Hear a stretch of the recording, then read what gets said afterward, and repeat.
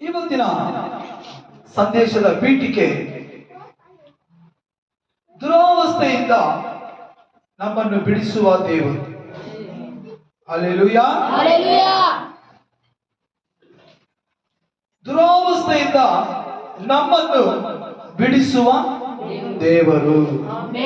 ದೇವರ ಮಕ್ಕಳು, ದೇವರಿಂದ ಬೇರ್ಪಡಿಸಲ್ಪಟ್ಟವರು, ದೇವರಿಂದ ಆಯ್ಕೆಯಾದವರು, ದೇವರಿಂದ ಕರೆಯಲ್ಪಟ್ಟವರು, ದೇವರಿಂದ ವಿಶೇಷವಾದಂತಹ ಅಭಿಷೇಕ ಹೊಂದಿದವರು, ದೇವರ ಮಕ್ಕಳು, ಮಗಳು ಎಂಬುದಾಗಿ, ವಿಶೇಷವಾದವರು ಎಂಬುದಾಗಿ ಹೆಸರು ಪಡೆದಂತ ನಾವು ಲೋಕದಲ್ಲಿ ಜೀವಿಸುತ್ತಿದ್ದರೂ ಕೂಡ ಅದರಿಂದ ಬೇರ್ಪಟ್ಟವರಾಗಿ ಕಾಣಲ್ಪಡಬೇಕು. ನಾವು ದೇವರ ಮಕ್ಕಳು ಲೋಕದಿಂದ ಬೇರ್ಪಡಿಸಿದವರಾಗಿದ್ದೇವೆ.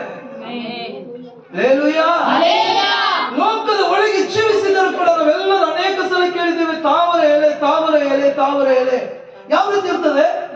ನೀರಿನೊಳಗೆ ಅದರ ಬೇರು ಆಳವಾಗಿದ್ದರೂ ಕೂಡ, ಅದು ನೀರಿನ ಮೇಲಿದ್ದರೂ ಕೂಡ, ನೀರಿನಲ್ಲಿ ವಾಸವಾಗಿದ್ದರೂ ಕೂಡ ನೀರು ಅದರ ಮೇಲೆ ಅಂಟಿಕೊಳ್ಳುವುದಕ್ಕೆ ಅದು ಎತ್ತಿಗೂ ಬಿಡುವುದಲ್ಲ. ಆಮೆನ್. ಇವತ್ತು ನಾನು ನೀವು ತಾವರೆ ಎಳೆಯ ರೀತಿಯಲ್ಲಿ ಇರಬೇಕು. ಆಮೆನ್. ಹಲ್ಲೆಲೂಯಾ. ತಾವರೆ ಬೇರಿನ ರೀತಿಯಲ್ಲಿ ಅಲ್ಲ. ಬೇರೆ ಎಲ್ಲಿರ್ತದೆ? ತಾವರೆ ಎಲೆಗೆ ನೀರಿನ ಒಳಗಡೆ. ಆದರೆ ಎಲೆ ನೋಡಿ, ಅದರ ಮೇಲೆ ಎಷ್ಟು ನೀರು ಹಾಕಿದ್ರು ಕೂಡ ಅದೇನ್ ಮಾಡಲ್ಲ, ಅದನ್ನ ಸೇರಿಸ್ಕೊಳ್ಳಲ್ಲ. ಇವತ್ತು ಲೋಕ ನೀರಿನ ಹಾಗೆ, ನಮ್ಮ ಜೀವಿತ ಬೇರು ನೀರಿನ ಒಳಗೆ, ಲೋಕದ ಒಳಗೆ.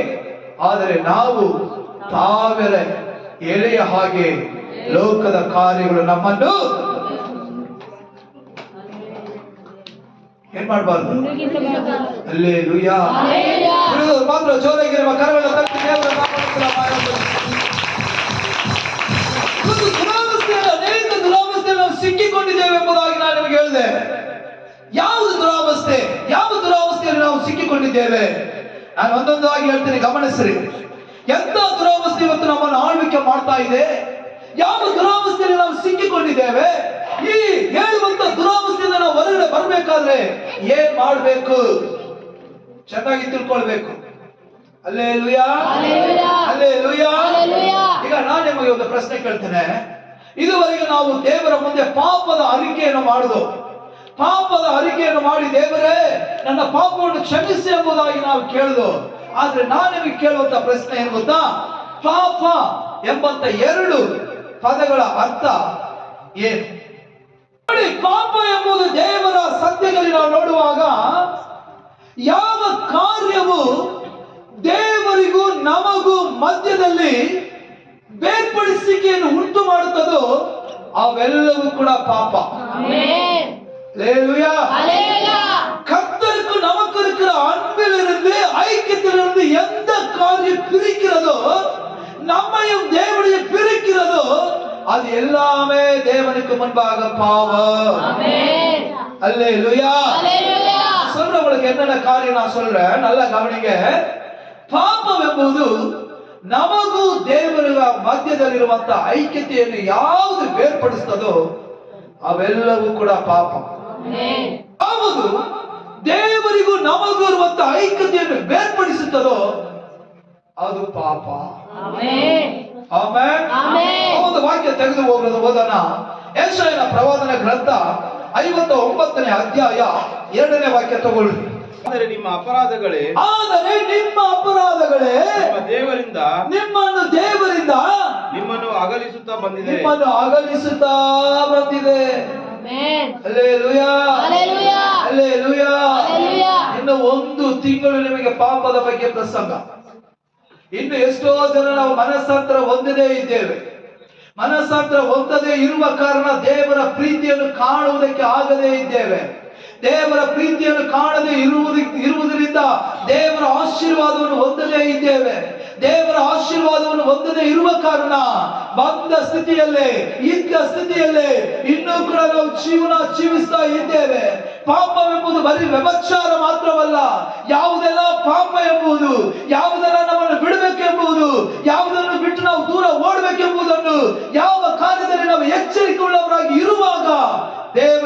ಯಾವ ಐಕ್ಯತೆ ಸಂಬಂಧ ಹೆಚ್ಚಾಗುತ್ತೆ ಎಂಬುದನ್ನು ಕುರಿತು ನಾನು ನಿಮಗೆ ಹೇಳ್ತೇನೆ. ಇಬ್ಬರು ಪ್ರಾಣ ಸ್ನೇಹಿತರ ಮಧ್ಯದಲ್ಲಿ ಒಂದು ಬಿರುಕು ಬರಬೇಕಾದ್ರೆ ಯಾವುದೋ ಒಂದು ಕಾರಣ ಇರಬೇಕು. ಚೆನ್ನಾಗಿ ತಿಳ್ಕೊಳ್ಳಿ, ಇಬ್ಬರು ಪ್ರಾಣ ಸ್ನೇಹಿತರು, ಬಹಳ ಹತ್ತಿರವಾದವರು, ಬಹಳ ಇಬ್ಬರು ಕೂಡ ಸ್ನೇಹಿತರಾಗಿ ಎಲ್ಲೆಲ್ಲೂ ಒಟ್ಟೊಟ್ಟಿಗೆ ಹೋಗಿ ಎಲ್ಲ ಒಂದು ವಿಷಯದಲ್ಲೂ ನಿನಗಾಗಿ ನಾನು, ನನಗಾಗಿ ನೀನು ಎಂಬುದಾಗಿ ಪ್ರಾಣ ಕೊಡುವ ಪ್ರಾಣ ಸ್ನೇಹಿತರ ಮಧ್ಯದಲ್ಲಿ ದಿಢೀರಂತ ಒಂದು ಬಿರುಕು ಬರ್ತದೆ. ಅದಕ್ಕೆ ಏನಾದ್ರೂ ಒಂದು ಕಾರಣ ಇರ್ತದೆ. ಅಥವಾ ಯಾವುದೋ ಒಬ್ಬ ಮನುಷ್ಯ ಇರ್ಬೋದು, ಅಥವಾ ಯಾರೋ ಒಬ್ಬ ಮನುಷ್ಯರು ಇರ್ಬೋದು, ಅಥವಾ ಬೇರೆ ಏನಾದ್ರೂ ಒಂದು ಕಿವಿ ಮಾತಿರ್ಬೋದು, ಅಥವಾ ಬೇರೆ ಏನಾದ್ರೂ ಒಂದು ಅಸಟೆಯಾದ ಮಾತಿರ್ಬೋದು. ಯಾವುದೋ ಒಂದು ಮಾತು ಏನ್ ಮಾಡುತ್ತೆ, ಆ ಪ್ರಾಣ ಸ್ನೇಹಿತರಾಗಿರುವಂತಹ ಗೆಳೆಯರ ಮಧ್ಯದಲ್ಲಿ ಒಂದು ಬಿರುಕನ್ನು ಉಂಟು ಮಾಡುತ್ತದೆ. Hallelujah, hallelujah. ಹಾಗಾದ್ರೆ ಆ ಗಾಳಿ ಮಾತಾಗಲಿ, ಆ ಒಂದು ಯಾರು ಹೇಳಿದ ಮಾತಾಗಲಿ, ಅಥವಾ ಯಾರೋ ಮಧ್ಯದಲ್ಲಿ ನುಗ್ಗಿದ ಮಾತಾಗಲಿ, ಯಾರು ಏನೋ ಹೇಳಿದ ಮಾತಾಗಲಿ, ಈ ಮಾತಿನಿಂದ ಅವರನ್ನು ಬೇರ್ಪಡಿಸುವುದೇ ಆದರೆ, ಇವತ್ತು ದೇವರ ವಾಕ್ಯ ಹೇಳುತ್ತದೆ, ದೇವರಿಗೂ ನಮಗಿರುವಂತಹ ಐಕ್ಯತೆಯನ್ನು ಬೇರೆ ಯಾರೋ ಅಲ್ಲ ಸೈತಾನನೆಂಬುದಾಗಿ ಬರೆಯಲ್ಪಟ್ಟಿಲ್ಲ, ಅಥವಾ ಯಾರೋ ಮನುಷ್ಯನೆಂಬುದಾಗಿ ಹೇಳಲ್ಪಟ್ಟಿಲ್ಲ, ಅಥವಾ ನಮ್ಮ ಮನೆ ಇದ್ದೇವರು ಎಂಬುದಾಗಿ ಹೇಳಲ್ಪಟ್ಟಿಲ್ಲ. ದೇವರ ವಾಕ್ಯ ಹೇಳುತ್ತದೆ, ನಮಗೂ ದೇವರಿಗಿರುವ ಸಂಬಂಧವನ್ನು ಬೇರ್ಪಡಿಸುವುದು ನಾವು ಮಾಡುವ ಅಕ್ರಮದ ಪಾಪದಿಂದ ದೇವರಿಗೂ ನಮಗೂ.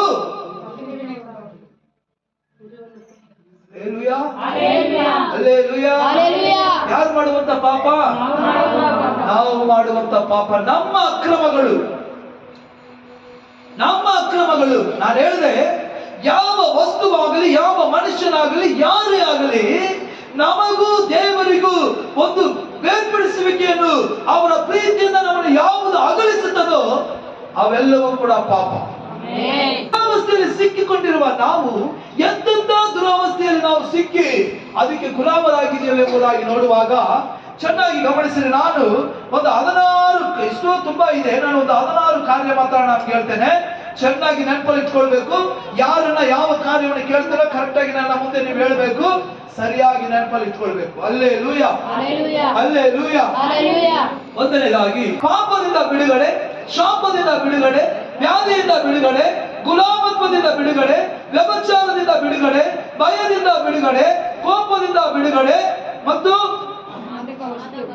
ಮಾದಕ ವಸ್ತುಗಳಿಂದ ಬಿಡುಗಡೆ, ಹೃದಯ ವೇದನೆಯಿಂದ ಬಿಡುಗಡೆ, ತಪ್ಪಾದ ಪಾಪದಿಂದ ಬಿಡುಗಡೆ, ಹೆಮ್ಮೆಯಿಂದ ಬಿಡುಗಡೆ, ಆತ್ಮದಿಂದ ಬಿಡುಗಡೆ, ಕೊರತೆ ಹೇಳುವುದರಿಂದ ಬಿಡುಗಡೆ, ದುಃಖ ಪಡಿಸುವ ಆತ್ಮದಿಂದ ಬಿಡುಗಡೆ, ವಿಗ್ರಹ ಆರಾಧನೆ ಆತ್ಮದಿಂದ ಬಿಡುಗಡೆ. ಹಲ್ಲೆಲೂಯಾ. ಇವೆಲ್ಲವೂ ಕೂಡ ಇದೆಲ್ಲ ನಮಗೆ ಸಿರೆಯಿರುப்பு.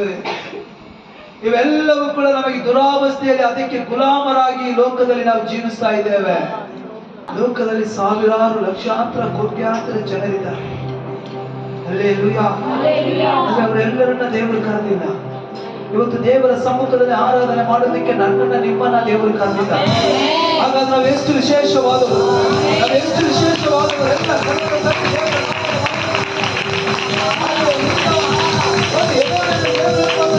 ನಿನ್ನ ತಾಯಿಯ ಗರ್ಭದಲ್ಲಿ ರೂಪಿತವಾಗುವುದಕ್ಕೆ ಮುಂಚಿತವಾಗಿ ನಾನು ನಿನ್ನನ್ನ.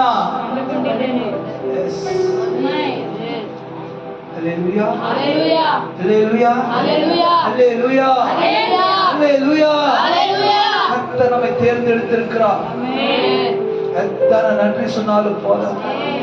ಮೊದಲನೇ ಕಾರ್ಯ, ಯಾವ ವಿಷಯವಾದರೂ ಯಾವ ಕಾರ್ಯವಾದರೂ ನಮಗೂ ದೇವರಿಗೂ ಇರುವಂತ ಸಂಬಂಧವನ್ನು ಯಾವುದು ಬೇರ್ಪಡಿಸ್ತದೋ ಅವೆಲ್ಲವೂ ಪಾಪ. ಹಲ್ಲೆಲೂಯಾ. ಎರಡನೇದಾಗಿ, ನಮ್ಮ ಅಕ್ರಮಗಳು ನಮಗೂ ದೇವರಿಗಿರುವಂತಹ ಸಂಬಂಧವನ್ನು ಬೇರ್ಪಡಿಸುವುದಾಗಿದ್ದರೆ ಅದು ಪಾಪ. ஹல்லேலூயா. எந்த விஷயமானாலும் சரி, யாரானாலும் சரி, கணவனானாலும் மனைவி ஆனாலும் ஃப்ரெண்ட்ஸ் ஆனாலும் அவளானாலும் இவளானாலும் இதானாலும் அதனாலும் பொருளானாலும் அந்த ஆசை இந்த ஆசை, எந்த ஆசை தேவனிலிருந்து தேவனுடைய அன்பிலிருந்து நம்ம பிரிக்கிறதோ எல்லாமே தேவனுக்கு முன்பாக பாவம். ஆமென். அல்லேலூயா. மறுபடியும் அடுத்த வாரம் ரிப்பீட் பண்ணுவேன். நல்லா உணர்ந்து கொள்ளுங்க. கர்த்தருடைய வார்த்தையை கேளுங்க. கர்த்தர் உங்களை மேன்மையாய் தேவன் ஆசீர்வதிக்க வல்லவர்.